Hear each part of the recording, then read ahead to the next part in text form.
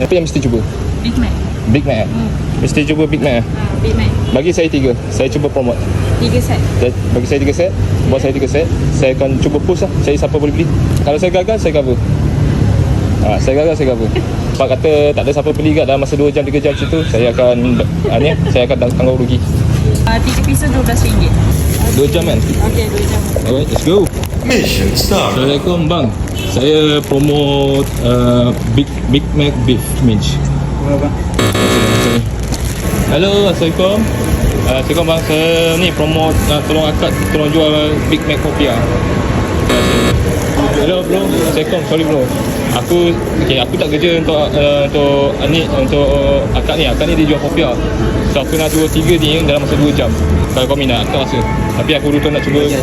Bye, thank you bro. Terima kasih. That's it. Boleh kira. Alright, 3 mi. Alright, thank you. Ya, Popia. RM12. RM12. Oh, beef. Ya, it's good. Ya, sorry. Sure best. Okay. Thank you. Aku tak familiar area ni tau. Aku tak tahu kat mana taman. Dah nak hujan. Tapi cuba je lah, mana tahu ada rezeki kan. Assalamualaikum bang, saya ada jual Popia. Kalau abang minat. Assalamualaikum. Beef Mac. Dia ini tak ada banyak sangat jual. So saya nak cuba tolong promote lah. Dia tinggal 2 je kak. Asal nak nak? Okay dah bang. Terima kasih kak. Ni tinggal 2 lagi bang. Saya tak kerja ni bang. Saya nak cuba tolong akak. Sebab akak ni dia tak banyak customer hari ni. Saya nak cuba tolong dia lah. Yang tu juga depan ni je. Oh, okey. Memang padu bang. Dia dah dekat 4 tahun dia berniaga. Okey.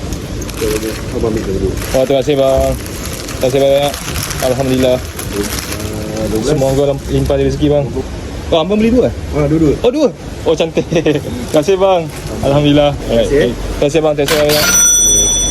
Thank you bang. Saya doa untuk abang bang. Amin. Terima kasih. Yeah baby. Woohoo. Mission complete. You are a pro. Dah settle. Dah, ni masa 15 minit. Tapi hujan lebat, terpaksa pergi ke kedai mamak sekejap. Serius ah? Ya. Apa dia buat video tu? Ada. Tengok. Ni 24 tapi ada QR, nanti saya QR balik. Saya belanja bawah. Terima kasih banyak bang. Saya doakan semoga dimudahkan urusan. Amin. Sama-sama kak saya beli. Saya jual. Jual tak lah. Saya bagi. Saya terima. Halal, okey. Thank you kak.